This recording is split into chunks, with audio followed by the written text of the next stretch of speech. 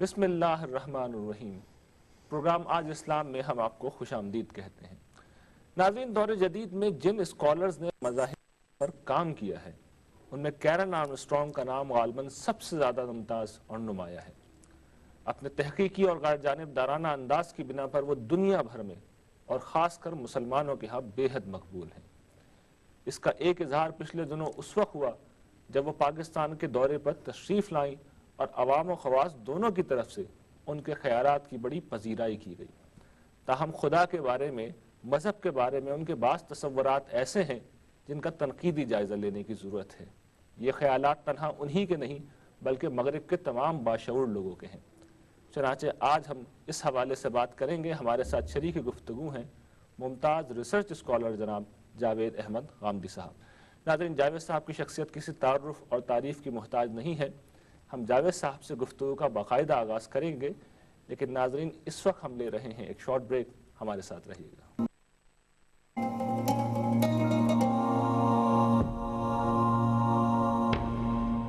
Programme میں ایک دفعہ پھر خوش آمدید ہے۔ جاوید صاحب، کیرن آرمسٹرانگ صاحبہ نے اپنی کتاب ہسٹری آف گاڈ میں خدا کا جو تصور دیا ہے، اور جیسے کہ میں نے عرض کیا کہ وہ دیگر لوگوں کا بھی تصور ہے، وہ یہ ہے کہ خدا کسی خارجی حقیقت کا نام نہیں ہے، بلکہ خدا کا تصور تاریخی عوامل کے تحت، سماجی عوامل کے تحت اور معاشی عوامل کے تحت پیدا ہوا ہے۔ اس کے بارے میں آپ اسلامی نقطہ نظر کو کس طرح بیان کریں گے؟ یہ کوئی نیا استدلال نہیں ہے، اس سے پہلے بھی ایک پورا نقطہ نظر اسی نوعیت کا بہت سے اہل علم پیش کرتے رہے ہیں، اور اسی کو انہوں نے اپنے خاص اسلوب میں اپنی اس کتاب میں بھی اور بعض دوسری کتابوں میں بھی بیان کر دیا ہے۔ میرے نزدیک یہ طریقے مطالعہ کی غلطی ہے۔ دیکھیے، بات یہ ہے کہ آپ کسی چیز کا مطالعہ کرنا چاہتے ہیں تو سب سے پہلے آپ کو یہ دیکھنا ہوگا کہ آپ اس کے لیے طریقہ کیا اختیار کرتے ہیں۔ میں اپنی بات کو سمجھانے کے لیے ایک مثال آپ کو دوں گا۔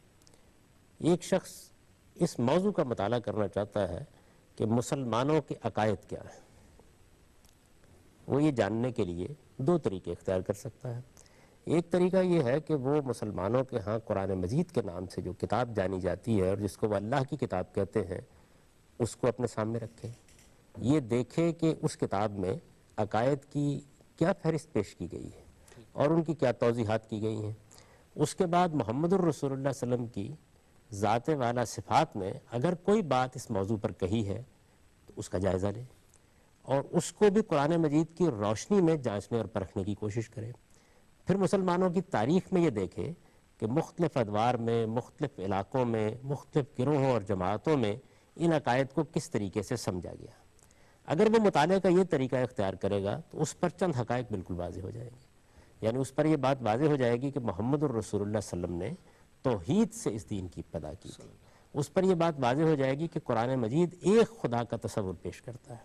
اس پر یہ بات واضح ہو جائے گی کہ قرآن مجید کے اس تصور میں جو فلسفیانہ و باعث بعد کے ادوار میں پیدا ہوئے اس کا کوئی شائبہ بھی کہیں نظر نہیں آتا۔ اس پر یہ بات بھی بالکل واضح ہو جائے گی کہ انسانی عقل کی سادہ حقیقتوں کو استدلال کی بنیاد بنا کے قرآن مجید نے اپنے تصورات پیش کیے ہیں۔ نبوت کے بارے میں، اسی طرح سے روز جزا کے بارے میں وہ قرآن مجید کے ان سادہ اور حقیقی تصورات کو جان لے گا جن پر اس مذہب کی بنیاد رکھی گئی ہے۔ پھر اس پر یہ بات واضح ہو جائے گی کہ مختلف ادوار میں لوگ کن کن چیزوں سے متاثر ہوئے۔ مثال کے طور پر وہ تصوف سے متاثر ہوئے، وہ ویدانت سے متاثر ہوئے، وہ یونانی فلسفے سے متاثر ہوئے۔ ان کے سامنے یونانی فلسفے کی جوہر کی، عرض کی، اس طرح کی بحثیں آئیں اور وہ اس سے متاثر ہو کر دین کی حقیقتوں کو بھی اسی کے مطابق بیان کرنے لگ گئے۔ پھر اس کے سامنے علم کلام کی پوری تاریخ آئے گی اور وہ یہ دیکھے گا کہ وہ کیا بحثیں تھیں جو پیدا ہوئیں اور جس میں مسلمانوں کے مختلف گروہوں نے کیا عقائد اختیار کیے۔ وہ بڑی آسانی کے ساتھ اس نتیجے پر پہنچ جائے گا کہ اصل مذہب کیا تھا، بعد میں کیا کیا انحرافات ہوئے اور ان انحرافات کے عوامل کیا تھے، یعنی وہ انحرافات کہاں سے پیدا ہوئے ہیں۔ ایک دوسرا طریقہ وہ یہ اختیار کر سکتا ہے کہ وہ ادھر سے چلے، مسلمانوں کے مختلف علاقوں میں جائے، ان کی کتابیں پڑھے، ان کی تصنیفات کو دیکھے، ان کے فرقوں کو دیکھے، بریلویوں کے عقائد کا جائزہ لے، دیوبندیوں کے عقائد کا جائزہ لے، اہل حدیث کے عقائد کا جائزہ لے، شیعہ حضرات کے عقائد کا جائزہ لے، اسی طریقے سے جتنے گروہ، جتنے فرقے ہیں ان سب کو دیکھے، اور ان سب کو دیکھنے کے بعد عقائد کا ایک مجموعہ تیار کرے اور پھر یہ کہے کہ یہ اصل میں اسلام کے عقائد ہیں۔ اس میں پرانی تاریخ میں اتر کر وہ فلسفے اور تصوف کے زیر اثر جو بحثیں ہمارا پیدا ہوئی ہیں ان کو بھی شامل کر لے، اور ان سب کو شامل کرنے کے بعد اس میں قرآن مجید کو بھی ایک جگہ پر رکھ لے، تو آپ دیکھیں نتائج بالکل دوسری نوعیت کے نکلیں گے، اس کے سامنے ایک دوسری تصویر آ جائے گی۔ تو آپ کا جو مطالعے کا طریقہ ہے کسی بھی موضوع کے بارے میں جو آپ اختیار کرتے ہیں وہ آپ کے نتائج پر غیر معمولی طریقے سے اثر انداز ہوتا ہے۔ اب اگر اللہ تعالیٰ کے تصور یا اللہ تعالیٰ کی عدالت کا تصور، جس کی بنیاد پر روز جزا کا عقیدہ مبنی ہے، اگر آپ اس کا جائزہ لینا چاہتے ہیں تو اس کا جائزہ لینے کے دو طریقے ہیں۔ ایک یہ ہے کہ آپ مذہب کے بارے میں سب سے پہلے یہ سوال اٹھائیں کہ اس کی مستند ترین صورت ہمارے پاس کیا ہے، اور اس کو بنیاد بنا کر آپ باقی تمام چیزوں کا جائزہ لیں۔ اور ایک طریقہ وہی ہے جو میں نے ابھی آپ کے سامنے بیان کیا کہ آپ دنیا کے مختلف خطوں میں چلے جائیں، آپ مختلف تہذیبوں کا جائزہ لیں، ان کے اندر کیا کیا عقائد لوگوں میں پائے جاتے ہیں اس کو دیکھیں، تو پھر اس کے بعد کیا ہوگا، حقیقت اور انحرافات دونوں کا ایک مجموعہ آپ کے پاس تیار ہو جائے گا۔ اب اس مجموعے میں آپ کوئی بھی منطقی ترتیب پیدا کر سکتے ہیں، اور چونکہ موجودہ ذہن پر خاص طور پر نظریہ ارتقاء کا بہت اثر ہے، یہ محض حیاتیات تک محدود نہیں رہا نظریہ، بلکہ اس سے آگے بڑھ کر یہ پوری انسانی تاریخ کی تعبیر پر بھی اثر انداز ہوا ہے۔ یہ چونکہ ایک ایسی چیز ہے کہ جس کو علمی لحاظ سے بھی بہت وسیع حیثیت حاصل ہے، تو نتیجہ یہ نکلا کہ جو کچھ آپ نے مواد جمع کیا تھا اس کو آپ نے ایک ترتیب میں رکھا، اور ترتیب میں رکھ کے اس کے اندر یہ منطقی ربط پیدا کر دیا، اس سے ایک دوسرا نتیجہ آپ کے سامنے نکل آئے گا۔ تو میرے نزدیک کیرن آرمسٹرانگ ہوں یا اس نقطہ نظر کے دوسرے حاملین، وہ طریقے مطالعہ کی اس غلطی میں مبتلا ہیں۔ آپ پوچھیں گے تو میں آپ کو بتاؤں گا کہ طریقے مطالعہ کا صحیح نہج کیا ہو سکتا ہے۔ صاحب اس میں جو مسئلہ ہے بنیادی طور پر وہ یہ ہے کہ کوئی آلٹرنیٹ اویلیبل نہیں ہے، یعنی ایک محقق جب اٹھتا ہے تو وہ مجبور ہے کہ تاریخ میں خدا کا تصور تلاش کرے، تہذیبوں میں خدا کا تصور تلاش کرے، اور پھر وہ یہ دیکھے کہ وہاں کیا آثار دریافت ہوئے ہیں۔ پھر یہ لوگ یہ بھی کرتے ہیں کہ جو اس وقت کچھ ایسے قبائل پائے جاتے ہیں آسٹریلیا میں، افریقہ میں، جن زمانہ قبل از تاریخ سے جو چلے آ رہے ہیں ان کا مطالعہ کرتے ہیں، تو اس کے بعد وہ جو نتیجہ نکالتے ہیں وہ یہ ہے کہ خداؤں کا تصور بہت زیادہ تھا، پھر وہ کم ہوتے ہوتے ایک خدا تک پہنچے۔ تو یہ طریقہ ہے اور یہ اس ذریعے سے وہ پہنچتے ہیں۔ اس میں آپ کیا خرابی دیکھتے ہیں؟ وہی جو میں نے ابھی آپ کی خدمت میں عرض کی، یہ طریقے مطالعہ کی بنیادی غلطی ہے۔ یعنی میں نے آپ کو یہ بتانے کی کوشش کی ہے کہ جس وقت آپ مذہب کا مطالعہ کرنا چاہتے ہیں تو اگر آپ یہ طریقہ اختیار کریں گے تو اسلام پر اس کو آپ اپلائی کر کے دیکھ لیجئے۔ میں نے آپ کی خدمت میں عرض کیا ہے کہ محمد الرسول اللہ صلی اللہ علیہ وسلم کے بارے میں تو دو رائے نہیں ہے کہ انہوں نے توحید کی منادی کی تھی۔ آپ تاریخ کی روشنی میں ایک شخصیت کو جانتے ہیں، آپ کو معلوم ہے کہ انہوں نے قرآن مجید کو اللہ کی کتاب کے طور پر پیش کیا تھا۔ اس بحث میں بھی نہ پڑھیے کہ اللہ کی کتاب ہے یا نہیں، لیکن اگر آپ استناد کے نقطہ نظر سے دیکھیں تو یہ بات تاریخی طور پر متحقق ہے کہ محمد الرسول اللہ صلی اللہ علیہ وسلم نے نبوت کا دعویٰ کیا۔ یہ بات تاریخی طور پر متحقق ہے کہ انہوں نے قرآن مجید کو اللہ کی کتاب کے طور پر پیش کیا۔ یہ بات تاریخی طور پر متحقق ہے کہ انہوں نے توحید کے حق میں اس دنیا کی تاریخ کا سب سے بڑا انقلاب برپا کیا۔ ایک نظریے کا آپ جائزہ لے کر دیکھ لیں، اگر آپ اس جگہ سے چلیں گے تو آپ کو بعد کے ادوار میں جہاں جہاں مختلف فرقے، مختلف مذاہب، مختلف نقطہ نظر آئیں گے تو آپ اس کو اس کسوٹی پر پرکھ کر جائزہ لیں گے تو آپ اس کے بارے میں کیا فتویٰ دیں گے کہ یہ اصل میں انحرافات ہیں جو مذہب کی حقیقت کو چھوڑ دینے کے نتیجے میں پیدا ہو گئے ہیں۔ الٹ کر دیکھ لیجئے، آپ نے مسلمانوں کے عقائد کی فہرست مرتب کی، ان کے تمام مختلف گروہوں کا آپ نے جائزہ لیا، اور جائزہ لینے کے بعد جو کچھ وہ مانتے تھے اس کو آپ نے جمع کر لیا۔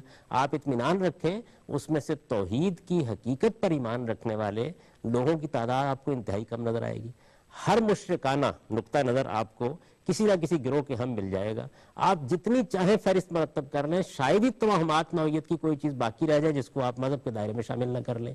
تو طریقے مطالعہ کا یہ جو آپ کا نہج ہوگا یہ بالکل مختلف نتائج نکال دے۔ اصل میں جو مسئلہ ہے بنیادی، دیکھیے آپ جو مثال دے رہے ہیں اس میں قرآن جیسی کتاب موجود ہے، یعنی کوئی صحیح جگہ ہے کھڑے ہونے کی، دیکھنے کی، غور کرنے کی، تلاش کرنے کی۔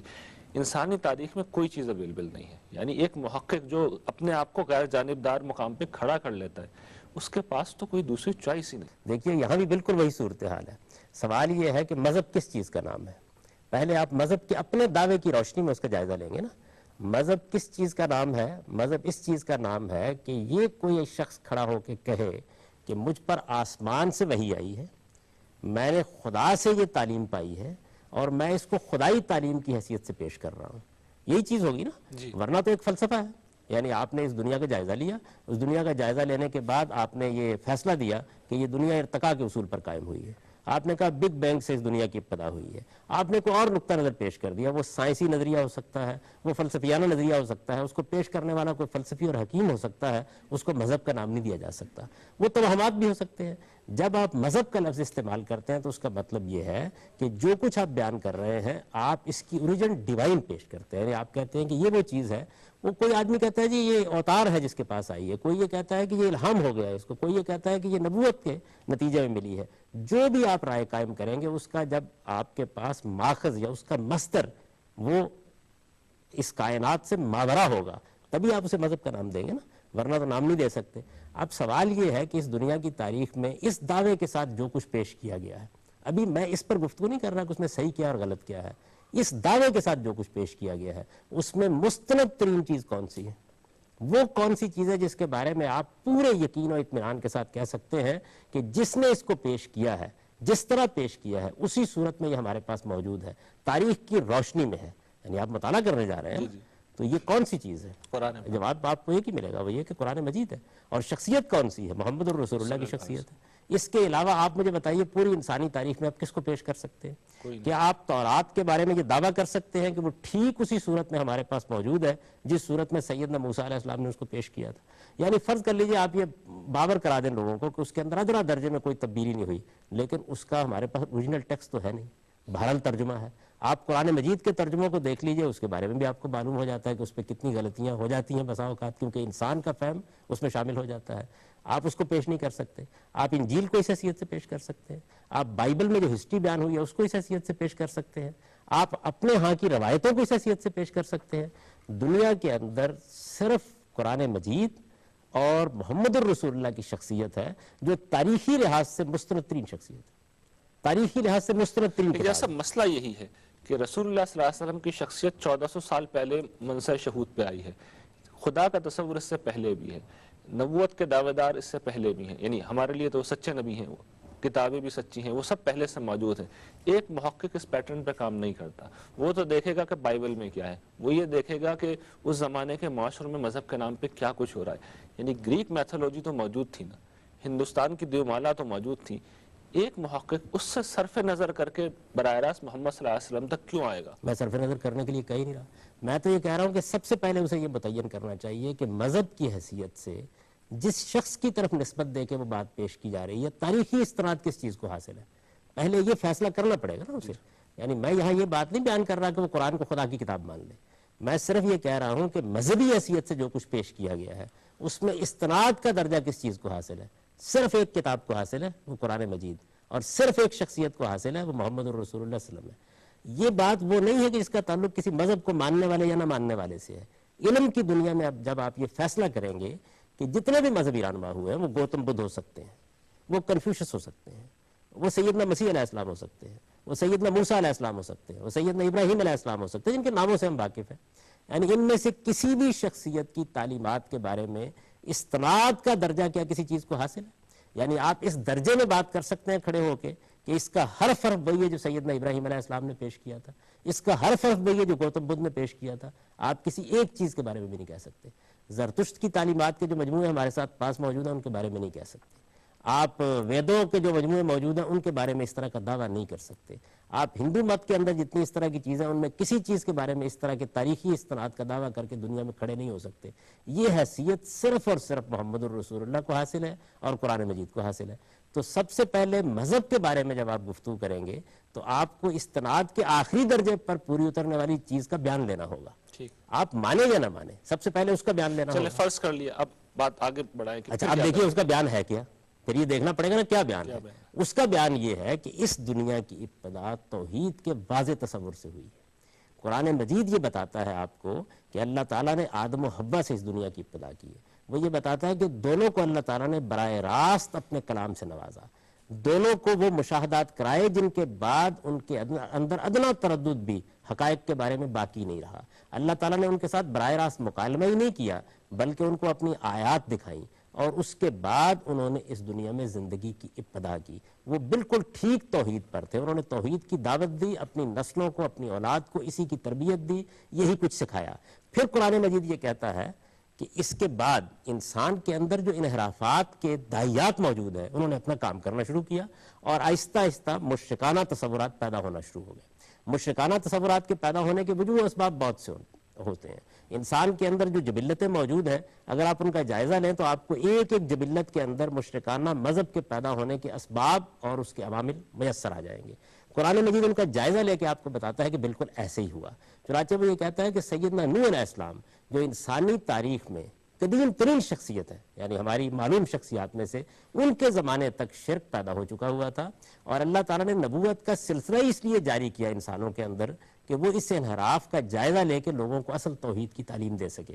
دیکھیے قرآن کے الفاظ یہ ہے کہ کان الناس امۃ واحدہ, لوگوں کی ابتدا ہوئی تو وہ بالکل ٹھیک ایک دین پر تھے, انہوں نے توحید سے ابتدا کی, اللہ تعالیٰ نے جو روشنی انہیں دی تھی وہ وہاں سے شروع ہوئے, پھر اس کے بعد انحرافات پیدا ہونا شروع ہو گئے اور انحرافات پیدا ہونے کے نتیجے میں انبیاء علیہم السلام نے آ کے پھر ان کو بشارت بھی دی اور ان کو انذار بھی کیا, یعنی ان کی غلطیوں پر خبردار بھی کیا, اور جو لوگ صحیح بات کو مانے انہوں نے ان کو بشارت بھی دی. سیدنا نوح علیہ السلام کی تاریخ قرآن آپ کو بتاتا ہے اور یہ کہتا ہے کہ ان کے ہاں بت پرستی بھی پیدا ہو چکی ہوئی تھی اور ان کی قوم نے تمام مشرکانہ توہمات بھی اپنے عقائد میں داخل کر لیے تھے. اب یہ ایک تصویر ہے جو آپ کے سامنے آتی ہے. اس تصویر کے مطابق جو نتیجہ نکلتا ہے مطالعے کا وہ یہ ہے کہ ابتدا بالکل ٹھیک جگہ سے ہوئی ہے اور یہ انسان ہیں جنہوں نے انحرافات اس کے اندر پیدا کیے ہیں. بالکل وہی صورت ہمارے سامنے آ جاتی ہے جو صورت محمد الرسول اللہ کے بعد سامنے آئی ہے. یعنی انسانی تاریخ میں, معلوم تاریخ میں ایک شخصیت پیدا ہوتی ہے, جزیرہ نما عرب میں توحید کی دعوت دیتی ہے, توحید کی بنیاد پر ایک مذہب کی بنیاد رکھتی ہے, اپنے پیروکاروں کو توحید کا علمبردار بناتی ہے, پوری دنیا متمدن دنیا پر اس کی حکومت قائم ہوتی ہے, توحیدی کی بنیاد پر اس کے صحابہ دنیا میں اس کا دین پھیلاتے ہیں اور پھر اس کے بعد 12-13 صدیاں نہیں گزرتی کہ انحرافات کی ایک دنیا وجود میں آ جاتی ہے. تو آپ جب اس کو سامنے رکھ کر قرآن مجید کے اس بیان کو پڑھتے ہیں تو مجھے یہ بتائیے کہ یہ زیادہ کرین عقل اور کرین انصاف نظر آتا ہے یا وہ نظر آتا ہے جس کو کیرن آرمسٹرانگ اور اس طرح کے بعد دوسرے مورخین یا محققین یا مذاہب کا مطالعہ کرنے والے پیش کرتے ہیں؟ لیکن جیسا اس میں بھی بڑے دیکھیں بنیادی مسائل ہیں. پہلی بات تو آپ نے فرمائی کہ قرآن پاک سے ایک جو آپ نے تصویر بیان کی ہے کہ یہ اللہ تعالیٰ کی اسکیم ہے, یہ آپ فرما رہے ہیں. امت بالکل دوسری جگہ پہ کھڑی ہوئی ہے, یعنی امت کے ذریعے سے تو دین لوگوں تک پہنچ رہا ہے نا. ہمارے اہل علم کھڑے ہو کے لوگوں کو یہ بتاتے ہیں کہ رسول اللہ صلی اللہ علیہ وسلم تو اصل میں ایک عظیم سماجی سیاسی انقلاب برپا کرنے آئے تھے اور سماجی عدل قائم کرنا دین اسلام کا مقصود ہے. ٹھیک یہی بات کیرن آرمسٹرانگ نے جو اپنی کتاب رسول اللہ صلی اللہ علیہ وسلم کے بارے میں لکھی ہے اس نے بھی یہی بات بیان کر دی. وہ بھی یہ کہتی ہے بڑے صالح آدمی تھے, بڑے اچھے آدمی تھے, حالات سے متاثر ہو گئے, انہوں نے اپنے ایک انسپائریشنل تجربے کو وہی سمجھا, اس کو پھر ایک پورے سسٹم میں ڈیولپ کر کے انہوں نے پیش کر دیا. تو ہمارے علماء بھی وہی بات کہہ رہے ہیں, کیرن آرمسٹرانگ بھی وہی بات کہہ رہی ہے. وہ کہتی ہے کہ ایک صالح آدمی تھے, ہم کہتے ہیں کہ نبی تھے. تو یہ تو ہمارے بیانات سے اس نے نتیجہ نکال لیا. دونوں جگہ طریقے مطالعہ کی وہی غلطی اگر آپ دیکھیں تو کام کر رہی ہے. یعنی ہمارے ہاں جو علماء ہیں, میں تمام علماء کی بات نہیں کر رہا, جس طرح آپ نے ایک عمومی ذکر کیا ہے اسی لحاظ سے عمومی ذکر کر رہا ہوں. ظاہر ہے کہ علماء کی مجالس میں اور علماء کی صفوں میں بہت اعلیٰ درجے کے لوگ بھی اور صحیح طریقے سے بات کرنے والے لوگ بھی موجود ہوتے ہیں, لیکن آپ عمومی لحاظ سے لے لیجئے تھوڑی دیر کے لیے. تو طریقے مطالعہ کی غلطی کیا ہے؟ آپ کے پاس آپ کا دین موجود ہے, آپ اس کو سمجھنے کے لیے کیا طریقہ اختیار کریں گے؟ میں اب اپنے علماء کی بات کر رہا ہوں. سمجھنے کے لیے صحیح طریقہ کیا ہوگا؟ آپ کے پاس روایات موجود ہیں, رسالت میں آپ صلی اللہ علیہ وسلم کی طرف ان کی نسبت ہے. آپ کے پاس رسول اللہ صلی اللہ علیہ وسلم کی قائم کردہ سنت موجود ہے. آپ کے پاس تاریخ کے بہت سے واقعات ہیں. آپ کے پاس حضور صلی اللہ علیہ وسلم کے صحابہ کے بہت سے آثار ہیں. آپ کے بعد پہ آنے والے مسلمانوں کا کیا ہوا کام ہے جس میں آپ کے فقہاء ہیں, جس میں آپ کے متکلمین ہیں اور بہت سے لوگ موجود ہیں. اتنی بڑی تعداد میں یہ سب کچھ آپ کے پاس موجود ہے. آپ اس سب کچھ کو سامنے رکھنے کے بعد دین کا جائزہ لینا چاہتے ہیں. آپ جس جگہ سے شروع کریں گے نتائج مختلف نکلیں گے.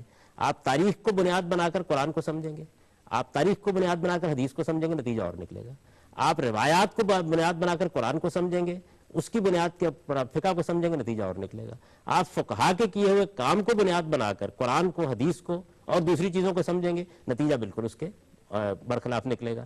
تو اصل میں بات یہ ہے کہ آپ کا طریقہ مطالعہ کیا ہے. میں یہاں بھی وہی اصرار کروں گا کہ آپ کو اگر یہ جاننا ہے کہ محمد الرسول اللہ صلی اللہ علیہ وسلم کی بعثت کس لیے ہوئی تھی, وہ کیا پیغام لے کر آئے تھے, کیا بات تھی جو وہ دنیا کو بتانا چاہتے تھے, تو آپ کو سب سے پہلے ان کی لائی ہوئی کتاب قرآن مجید کا مطالعہ کرنا چاہیے. ابھی دیکھیے نا, بہت سے لوگ ہیں, میں بعض دین کے بارے میں حقائق بتاتا ہوں ان کو, تو وہ محسوس کرتے ہیں کہ یہ اجنبی بات کچھ کہہ دی اس نے. تو میں یہ کہتا ہوں کہ دیکھیے میرے اور دوسرے لوگوں کے طریقے مطالعہ میں فرق ہے. مجھے جب دین کے بارے میں کوئی رائے قائم کرنی ہوگی میں سب سے پہلے قرآن مجید کو دیکھوں گا. میں روایات کو اس کی روشنی میں جائزہ لے کے ان کے غص و سمین کو الگ کروں گا. میں تاریخ کا جائزہ بھی جو رسالت میں آپ صلی اللہ علیہ وسلم کے زمانے کی تاریخ ہے، صحابہ کی تاریخ ہے، اس کو بھی قرآن کی روشنی میں دیکھوں گا. جب میں اس طریقے سے دیکھتا ہوں تو میرے سامنے تصویر بالکل دوسری آتی ہے، اور معلوم ہوتا ہے کہ لوگوں نے کیا غلطیاں کی ہیں، انحرافات سامنے آ جاتے ہیں. تو آپ کس طرح سے مطالعہ کرتے ہیں؟ یعنی آپ مذہب کو محمد الرسول اللہ سے سمجھنا چاہتے ہیں تو اور تصویر ہوگی، اور آپ مذہب کو مسلمان جس طرح کی پیش کر رہے ہیں اس طرح سمجھنا چاہیں گے تو اسلام کی تصویر اور بن جائے گی. یعنی یہاں کیرن ماسٹانگ یا دوسرے جو لوگ بیان کر رہے ہیں وہ تو خیر قدیم تاریخ میں جا رہے ہیں نا، 12-13 ہزار سال کی پرانی تاریخ سے شروع کرتے ہیں اور پھر اس کے بعد مختلف تہذیبوں کا مطالعہ کرتے ہیں. میں یہ کہہ رہا ہوں اسلام کا مطالعہ 14 صدیاں اس پر ہوئی ہیں، یہ تاریخ کی معلوم حقیقت ہے. آپ غلط طریقے سے کر کے دیکھ لیں، نتیجہ بالکل مختلف نکلے گا. یہی غلطی ہے جس میں ہمارے موجودہ زمانے کے بعض مغرب کے بھی بڑے بڑے علماء مبتلا ہوئے ہیں. یعنی وہ مذہب کے نام سے جو چیزیں موجود ہوتی ہیں ان سب کی فہرست بنا لیتے ہیں، اس کے بعد نوعیت بالکل مختلف ہو جاتی ہے. یعنی میں آپ سے عرض کروں کہ مسلمانوں کا آپ جائزہ لیں تو معلوم ہے کیا نتیجہ نکلے گا. ہو سکتا ہے کہ آپ کسی نقطہ نظر کی پیدائش کا سبب شہروں کو قرار دے دیں، کسی نقطہ نظر کی پیدائش کا سبب دیہات کو قرار دے دیں، آپ مراکش کی تہذیب کے بعد عوامل میں کسی نقطہ نظر کو دریافت کر لیں. لیکن اگر آپ صحیح مطالعہ کریں گے تو آپ کو معلوم ہوگا کہ محمد الرسول اللہ نے ان سب چیزوں کی تعلیم نہیں دی تھی. انہوں نے تو یہ دعوت دی تھی، توحید پر اس دین کو قائم کیا تھا. پھر آپ کے سامنے انحرافات کی ایک تاریخ ہوگی. ٹھیک ہے جائز صاحب، اس پر ہم مزید بات کریں گے، لیکن ناظرین اس وقت ہم لے رہے ہیں ایک شارٹ بریک، ہمارے ساتھ رہیے گا.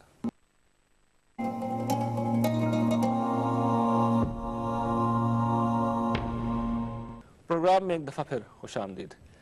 جائز صاحب، ایک اور بات جو کیرن آرمسٹرانگ نے اپنی بعض کتابوں میں بیان کی ہے وہ یہ کہ خدا کا جو تصور ہے وہ خارج میں تو خیر اس طرح وہ متعین شکل میں نہیں مانتے، لیکن وہ کہتے ہیں کہ وہ ایک داخلی تجربہ ہے، وہ ایک داخلی اندرونی ایکسپیرینس ہے جو انسانوں کو ہوتا ہے، اور وہ انسان کی فطرت میں، نیچر میں موجود ہے. اس نقطہ نظر کی اسلام میں کیا اہمیت ہے؟ اللہ تعالیٰ خود یہ بات بتاتے ہیں کہ میں نے 2 چیزوں کا شعور انسان کے اندر اس کی تخلیق کے پہلے دن سے رکھ دیا ہے.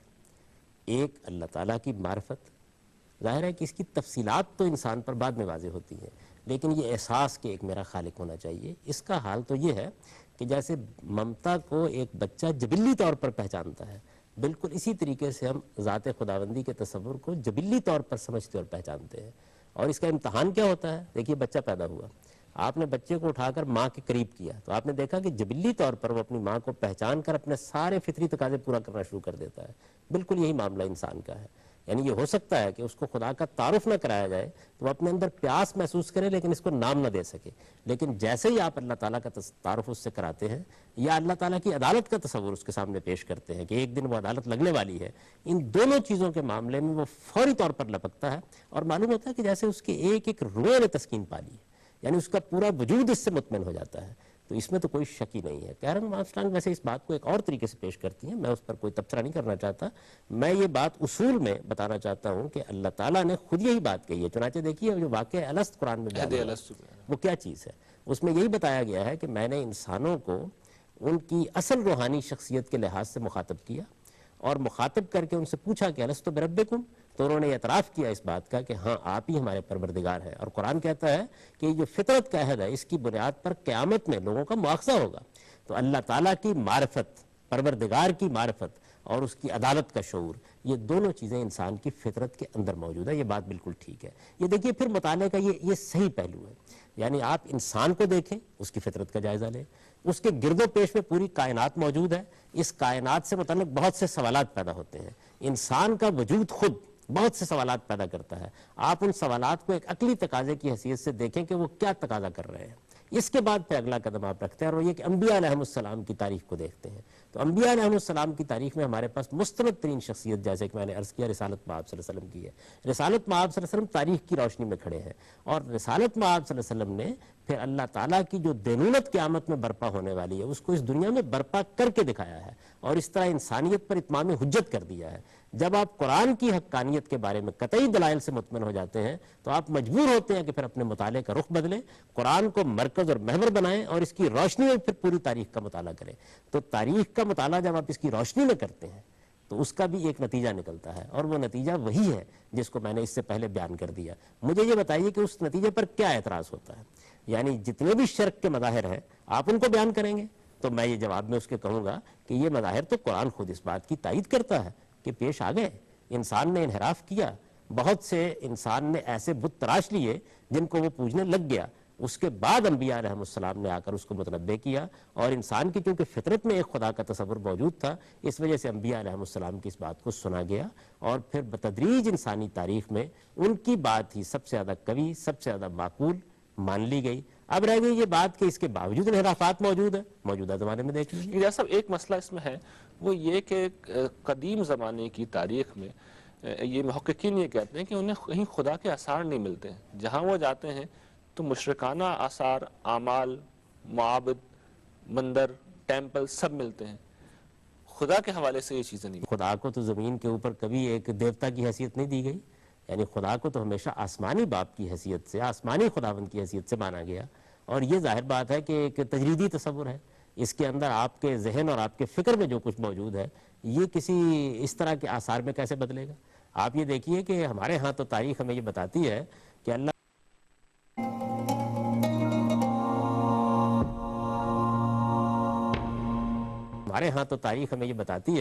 اللہ تعالیٰ نے سب سے پہلا معبد بنانے کے لیے سیدنا ابراہیم علیہ السلام کو کہا۔ اس سے پہلے بھی بیان کیا جاتا ہے تاریخ کی بعض کتابوں میں کہ یہ معبد یہاں موجود تھا، لیکن بہرحال وہ انسانی تاریخ کے سامنے سیدنا ابراہیم علیہ السلام کے زمانے میں آیا ہے۔ اگر پہلے سے بھی موجود تھا تو ایک جگہ پہ موجود تھا، اور یہ بتایا گیا کہ ایک ہی معبد بنایا گیا، اور توحید کے ماننے والے جگہ جگہ معبد بھی نہیں بناتے۔ خود اس وقت ہماری صورتحال یہ ہے کہ ہماری مسجدوں میں آپ کو ایسے کوئی آثار نہیں ملیں گے۔ اگر فرض کر لیجیے کہ مسجدوں کی اوپر کی عمارتیں ساری کی ساری ختم کر دی جائے تو غیر ممکن ہے کل کو کوئی محقق تحقیق کرے تو وہ اس نتیجے پر پہنچے کہ یہ اسمبلی ہال تھے، یعنی ہمارے ہاں کوئی بت نہیں پڑے ہوئے، کوئی اس طرح کی چیزیں نہیں ہیں، تو شرکی کے آثار ملیں گے جب ملیں گے، توحید کے کہاں سے مل جائیں گے؟ توحید تو سینوں میں ہوتی ہے، تصورات میں ہوتی ہے، انسان اس کو مانتا ہے، جب اس کو مانتا ہے تو اس کو کس صورت میں دے؟ اس وقت مسلمانوں نے کوئی توحید کی بنیاد پر آثار، مثال کے طور پر ساری دنیا کی تاریخ تبدیل ہو گئی، اور دنیا میں اب مسلمانوں کی جو تہذیب اس وقت موجود ہے یہی تہذیب آپ کے پاس رہ گئی ہے، کیا چیز ملے گی آپ کو اس کے نتیجے میں؟ فرض کر لیجیے کھنڈر مل گئے ہیں آپ کو، تو وہاں کیا اللہ تعالیٰ کا کوئی بت مل جائے گا؟ وہ تو کبھی نہیں بنایا گیا۔ تو توحید کے آثار مل ہی نہیں سکتے۔ توحید کے آثار آپ کو انسان کے سینے میں ملیں گے، توحید کے آثار آپ کو الہامی کتابوں میں ملیں گے۔ چنانچہ دیکھ لیجئے کہ الہامی کتابوں میں تورات کس طرح سے توحید کی منادی کرتی ہے، زبور کیسے توحید کی منادی کرتی ہے، انجیل کیسے توحید کی منادی کرتی ہے، اور انہی کتابوں میں یہ مسئلہ بھی پایا جاتا ہے کہ وہ حضرت اسحاق سے، حضرت یعقوب سے کشتی بھی لڑ رہے اللہ تعالیٰ، اور حضرت ابراہیم کے پاس چل کے بھی آ رہے ہیں، تو یہ بھی وہ بات کہتی ہے کہ خدا کا تصور ارتقا پذیر ہوا ہے۔ یہاں پھر دیکھیے وہی میں جو طریقے مطالعہ کی غلطی کہہ رہا ہوں کہ دو چیزوں کو مخلوط کر دیا گیا ہے، ملا دیا گیا ہے دونوں کو، ایک ہے الہامی صحائف اور دوسرے ہے بائبل ہسٹری۔ اب بائبل ہسٹری تو بالکل ایسے ہی ہے جیسے مسلمانوں کی تاریخ ہے، تو آپ مسلمانوں کی تاریخ میں طرح طرح کے توہمات پائیں گے، طرح طرح کے عقائد پائیں گے۔ مجھے اجازت دیجئے تو میں آج مسلمانوں کے عقائد کا جائزہ لے کے آپ کو بتا سکتا ہوں کہ وہ کون سے مشرکانہ توہمات ہیں جو قدیم تہذیبوں میں پائے جاتے تھے اور مسلمانوں میں نہیں پائے جاتے۔ تو ہمارے پاس جو بائبل ہے یہ اصل میں صرف الہامی صحائف کا مجموعہ نہیں ہے، اس میں بائبل ہسٹری بھی ہے، یعنی تاریخ ہے، وہ ظاہر ہے کہ انسانوں نے لکھی ہے۔ جب انسان تاریخ لکھتے ہیں تو اس میں قصے بھی ہوں گے، اس میں کہانیاں بھی ہوں گی، اس میں طرح طرح کی ایسی چیزیں بھی ہوں گی کہ جن کو عقل باور ہی نہیں کرتی کسی طریقے سے۔ لیکن مجھے یہ بتائیے کیا یہ بات تورات میں بیان ہوئی ہے؟ تورات تو کتاب استثناء ہے۔ کیا یہ انجیل میں بیان ہوئی ہے؟ ذرا دونوں کتابوں کو پڑھیے، کیا زبور میں بیان ہوئی ہے؟ آپ حیرت انگیز طریقے سے دیکھیں گے کہ توحید کی منادی کر رہی ہیں۔ جن تین کتابوں کو قرآن بیان کرتا ہے وہ خالی ہے، وہ خالی ہے بالکل، اس سے ان میں ایسی کوئی چیز نہیں ہے۔ ان میں اگر کسی جگہ کے اوپر کوئی تشبیہ اور استعارے کا طریقہ اختیار کیا گیا اور اس سے کوئی غلط مطلب لیتا ہے تو وہ قرآن سے بھی لے سکتا ہے، وہ قرآن میں بھی ہے، اس کی تصحیح کی جا سکتی ہے۔ لیکن اس طرح کے جتنے واقعات بیان کیے جاتے ہیں کہ سیدنا یعقوب نے خدا کے ساتھ کشتی لڑی اور اس طرح کی لغویات، خرافات، یہ ساری بائبل ہسٹری میں ہے۔ اور یہ تو میں آپ سے پہلے عرض کر رہا ہوں کہ اگر آپ مطالعے کا یہ طریقہ اختیار کریں گے کہ مسلمان کیا مانتے ہیں، اس کی بنیاد پر آپ مذہب کی تعبیر کریں۔ ہندوستان میں دیکھیے بہت سے محققین نے یہ لکھا ہے کہ انہوں نے جب اسلام کی دعوت پیش کی تو بعض ہندوؤں نے کہا کہ آپ ہمیں کیا نئی بات کہہ رہے ہیں، جس طرح ہمارے ہاں یہ جلوس نکلتا ہے ایسے آپ کے یہاں تعزیے کا جلوس نکل جاتا ہے، جس طریقے سے ہمارے ہاں مندروں میں جا کر لوگ پرستش کرتے ہیں آپ بھی مزاروں پر جا کر یہی کچھ کرتے ہیں۔ تو اب یہاں بھی کیا ہو رہا ہے؟ یہاں بھی یہ ہو رہا ہے کہ مسلمانوں کے ہاں جو مختلف انحرافات پیدا ہو چکے ہیں ان انحرافات کا مجموعہ آپ سامنے رکھتے ہیں اور اس سے مذہب کو بیان کرنا چاہتے ہیں۔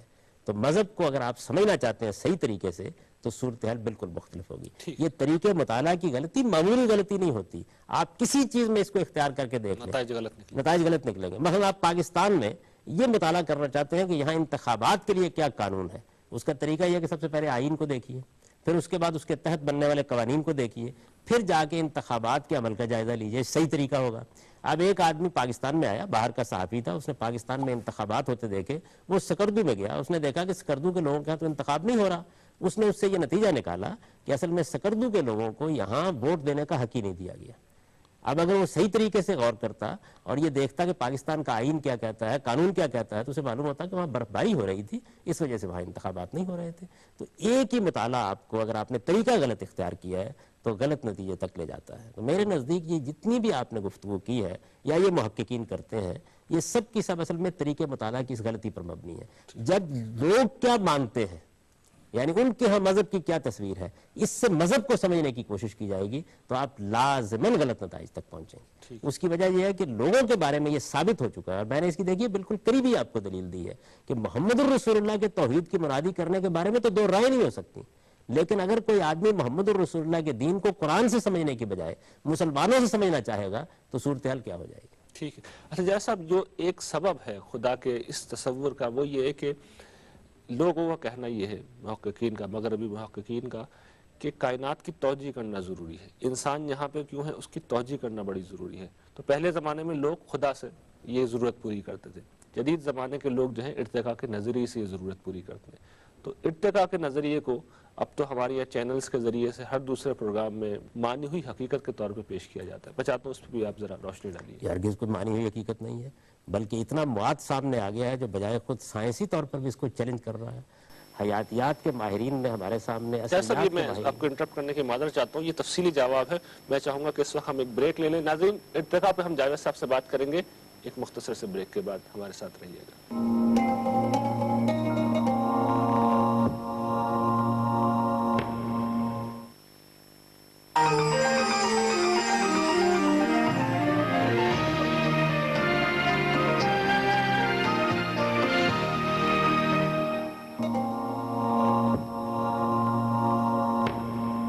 پروگرام میں ایک دفعہ پھر خوش آمدید۔ جائے صاحب، آپ ارتقاء کے نظریے کے حوالے سے کچھ فرما رہے تھے۔ جی، میں گزارش کر رہا تھا کہ حیاتیات کے ماہرین نے، عصریات کے ماہرین نے اب جو نئی تحقیقات ہمارے سامنے رکھی ہیں ان میں سے کسی سے بھی اس نظریے کی تائید نہیں ہوتی۔ جتنی توقعات قائم کی گئی تھی کہ یہ چیز مل جائے گی، وہ چیز مل جائے گی، درمیان کی کڑیاں دریافت ہو جائیں گی، سب نقش برآب ثابت ہوئی ہیں، اور یہ بالکل واضح ہو گیا ہے، بلکہ اس کے برعکس شواہد مل گئے ہیں کہ اس کی کوئی علمی یا سائنسی بنیادیں تلاش نہیں کی جا سکتی ہیں۔ ابھی تک محض اس کو ایک قیاس کی حیثیت حاصل ہے۔ اس پر جو تنقیدات موجودہ زمانے میں ہوئی ہیں ان کا بھی لوگوں کو مطالعہ کرنا چاہیے۔ بہت سی چیزیں ایسی ہوتی ہیں جو عام طور پر عقائد بن چکی ہوتی ہیں، اور یہ میں آپ سے عرض کروں کہ عقائد صرف مذہب میں نہیں ہوتے، یہ سائنس میں بھی ہوتے ہیں، یہ سوشل سائنسز میں بھی ہوتے ہیں، ہر جگہ ہوتے ہیں، اور انسان پر اس کا بڑا استیلا اور غلبہ ہو جاتا ہے۔ کچھ دیر کے بعد معلوم ہوتا ہے کہ ان کی کوئی حقیقت نہیں تھی۔ تو ارتقاء کے نظریے کو تھوڑی دیر کے لیے آپ مان لیں، پورے کے پورے نظریے کو مان لیں، اس سے خدا کے تصور کی کیسے نفی ہو گئی؟ یعنی یہ تو صرف یہ معلوم ہو گیا کہ خدا نے اس کائنات کو تخلیق کرنے کے لیے اسکیم کیا اختیار کی، طریقہ کیا اختیار کیا۔ آخر اس دنیا میں بچہ پیدا ہو رہا ہے، اس کے لیے اللہ تعالیٰ نے کیا طریقہ اختیار کیا؟ ایک قطرہ آب ہے جو ملاپ کے عمل میں گزرتا ہے، ایک فیکٹری ہے جو انسان کے اندر لگا دی گئی ہے، اس میں وہ پروسیس ہوتا ہے، مختلف مراحل سے گزر جانے کے بعد وہ جیتا جاگتا انسان بن جاتا ہے۔ تو یہاں بھی اللہ تعالیٰ نے یہ طریقہ تو اختیار نہیں کیا کہ ایک وقت میں ایک انسان آسمان سے اتار دیا ہو۔ یہ بھی ایک ارتقائی عمل ہے نا، 9-10 مہینے میں مکمل ہوتا ہے۔ تو اس ارتقائی عمل سے کیا اس کے خالق کی نفی ہو جاتی ہے؟ سوال یہ ہے کہ ارتقاء ہی کو مان لیجئے، لیکن اس ارتقاء کو اتنی تنظیم کس نے دے دی، اتنی مقصدیت کس نے دے دی، اتنی اتھا معنویت کس نے دے دی، اس کو ان غیر معمولی نتائج تک کس نے پہنچا دیا؟ یہ سوالات تو اسی جگہ باقی ہیں۔ کیا یہ ارتقاء اس نوعیت کا ہوا ہے کہ اس کے اندر کوئی معنویت نہیں، کوئی حکمت نہیں، کوئی نظم نہیں، کوئی ترتیب نہیں؟ اس کے اندر تو بڑی شان ہے، حیرت انگیز معنویت ہے، اتھا معنویت ہے۔ یہ تو ذہن اور قلب کو گرفت میں لے لیتی ہے۔ کائنات کے اندر جو کچھ وجود پذیر ہوا ہے، کیا آپ کے خیال کے مطابق یہ کوئی الٹپ عمل ہے؟ کیا یہ ایسا ہوا ہے کہ مادے کا ایک ڈھیر ہے جو مختلف صورتیں اختیار کرتا چلا جا رہا ہے؟ یہی وہ استدلال ہے جو برٹن رسل نے بھی مانا ہے کہ واحد جو استدلال ہے وہ یہی ہے کہ نظم پایا جاتا ہے۔ یہ ایک چیز ہے، یعنی یوں نہیں ہے کہ یہ واحد استدلال ہے، یہ ایک پہلو ہے جس کی طرف میں توجہ دلا رہا ہوں۔ یعنی میرے نزدیک تو مذہب کا جو اپنا مقدمہ ہے وہ اس وقت زیر بحث نہیں ہے، ورنہ میں آپ سے عرض کرتا کہ وجدان اس کی تائید کرتا ہے، تاریخی تواتر اس کی تائید کرتا ہے، انبیاء اس کی تصدیق کرتے ہیں، پھر اس کے بعد اس کے حق میں تجرباتی شہادت محمد رسول اللہ نے فراہم کر دی۔ یعنی تجرباتی شہادت بالکل اسی طرح جس طرح ایک سائنسدان ایک نظریہ پیش کرتا ہے اور اس کے بعد لیبارٹری ٹیسٹ کے ذریعے سے آپ کے سامنے اس کی تجرباتی شہادت پیش کر دیتا ہے۔ یہ ایک تفصیل طلب موضوع ہے، اس کی کسی وقت وضاحت کی جا سکتی ہے کہ یہ کیسے فراہم کی ہے۔ تو ارتقاء کا نظریہ ایک نظریہ ہے اور نظریات کے بارے میں کبھی اس مقام پر نہیں پہنچنا چاہیے کہ اس کی بنیاد پر آپ اتنے بڑے بڑے فیصلے کرنے لگ جائیں. یعنی خدا کا تصور، خدا کی عدالت کا تصور، یہ میرے ضمیر کا تقاضا ہے، یہ میرے وجود کا تقاضا ہے، یہ میری عقل کا تقاضا ہے. اس کے بغیر میں 2 لمحوں کے لیے زندہ نہیں رہ سکتا. میں اس کو اگر نہیں مانتا ہوں تو کائنات اندھیر ہو جاتی ہے. وہ جو قرآن مجید نے ایک بہت خوبصورت تمثیل بیان کی ہے کہ اللہ نور السماوات والارض، یعنی خدا کا تصور تو زمین و آسمان کی روشنی ہے. آپ اس روشنی سے مجھے محروم کر دیتے ہیں تو اس کے بعد تاریکی اور تیرگی کے سوا کوئی چیز باقی نہیں رہتی. اس وجہ سے یہ آسان معاملہ نہیں ہے، لیکن ظاہر ہے کہ اس وقت موضوع ان استدلالات کو بیان کرنے کا نہیں، میں صرف اس طریقے مطالعہ کی غلطی واضح کر رہا ہوں. جیسا اہل مذہب پہ بھی پھر وہ لوگ کاؤنٹر اٹیک کرتے ہیں. وہ کہتے ہیں کہ یہ بتائیے کہ مذہبی لوگ جو ہیں خدا کی بات کرتے ہیں تو یہ بتائیں کہ پھر خدا کو کس نے پیدا کیا. یہ سوال کا بھی جواب نہیں دیا جا سکتا. یہ سوال ہی بالکل بے معنی ہے. اس کی وجہ یہ ہے کہ اس دنیا کے بارے میں یہ سوال اس لیے پیدا ہوتا ہے کہ دنیا مخلوق ہے، نظر آ رہا ہے کہ بنی ہوئی ہے، یہ اپنی توجیہ کرنے سے قاصر ہے، اس وجہ سے سوال پیدا ہوتا ہے. یہ دیکھیے میرے سامنے ایک میز پڑی ہوئی ہے، یہ میز اپنے وجود سے یہ سوال پیدا کر رہی ہے کہ اس کو کسی نے بنایا ہے. اس وجہ سے میں اس کا کارپینٹر تلاش کرتا ہوں. اگر فرض کر لیجئے اسی جگہ لکڑی کی ایک گیلی پڑی ہوئی ہوتی تب بھی یہ سوال میرے ذہن میں پیدا ہوتا، ہرگز پیدا ہوتا. پھر ایک دوسرا سوال تو پیدا ہو جاتا، لیکن کسی کارپینٹر کو میں تلاش کرنے کے لیے نہ جاتا. تو اصل میں چیز کا مطالعہ سوال پیدا کرتا ہے. مذہب کا مقدمہ یہ نہیں ہے کہ ہر چیز کا ایک خالق ہونا چاہیے. مذہب کا مقدمہ یہ ہے کہ اگر کوئی چیز اپنے وجود سے یہ ثابت کر رہی ہے کہ وہ مخلوق ہے تو پھر اس کا خالق ہونا چاہیے. کائنات کا معاملہ یہ ہے، میرے وجود کا معاملہ یہ ہے کہ یہ اپنے وجود سے اس بات کو ثابت کرتے ہیں کہ یہ مخلوق ہے، بنے ہوئے ہیں. اس وجہ سے ہم اس کا خالق تلاش کرتے ہیں. اگر ذات خداوندی کو بھی آپ اس حیثیت سے ثابت کر دیں گے تو اس کا بھی خالق تلاش کیا جائے گا. لیکن قرآن مجید نے ہم کو بتایا ہے کہ جب آپ ذات خداوندی کی حقیقت سے واقف ہوں گے تو یہ بات آپ پر بالکل واضح ہو جائے گی کہ وہ آپ اپنی توجیہ ہے. اچھا جیسا صاحب، ایک مسئلہ جو مطالعہ کرنے والے شخص کے سامنے آتا ہے، یہ جو پس منظر سامنے آتا ہے، مثال کے طور پر برٹن رسل کا میں نام لوں گا، وہ غالباً سرخیل ہے اس قافلہ کا. اس نے جب یہ لکھی کہ why I'm not a Christian, اس کے لیکچرز کا مجموعہ ہے، اس کے پریفیس میں اس نے بیان کر دیا کہ مسئلہ کیا ہے. وہ آخری 2 لائنوں میں کہتا ہے کہ میں کیسے مان لوں کہ اتنی بڑی کائنات صرف اس لیے وجود میں آئی ہے کہ ہٹلر جیسے لوگ پیدا ہوں.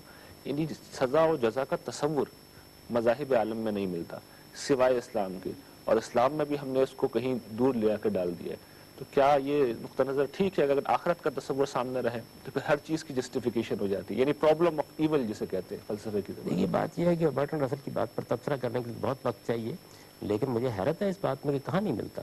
سیدنا مسیح علیہ السلام کا آپ نے بیان بائبل میں پڑھا ہوگا. متی کی انجیل نکالیے اور اس میں پہاڑی کا آواز پڑھیے، سرمن آف دا ماؤنٹ. کہاں سے شروع ہوتا ہے پھر کہاں ختم ہوتا ہے؟ اس کا خاتمہ جزا و سزا کے تصور پر ہوا ہے. اس میں تو وہ یہ بیان کرتے ہیں وہ عمل ہے جس کی بنیاد پر تمہیں خدا کے سامنے جواب دہ ہونا ہے، اور ایک ایک چیز کو واضح کرتے ہیں. یہ تصور یہود کے ہاں موجود ہے، یہ تصور بائبل تو خالی ہے سر، تورات تو بالکل خالی ہے. میں آپ کو بائبل ہی کا بتا رہا ہوں، انجیل میں یہ بات بیان ہوئی ہے. اور ایسا نہیں کہ تورات اس سے خالی ہے. تورات اصل میں ایک دوسرے پہلو کو چونکہ بیان کر رہی ہے. کتاب کی نوعیت یہ ہے، اور بنی اسرائیل کے اس معاملے میں کوئی ابہام نہیں تھا، اس وجہ سے وہ زیر بحث نہیں آیا.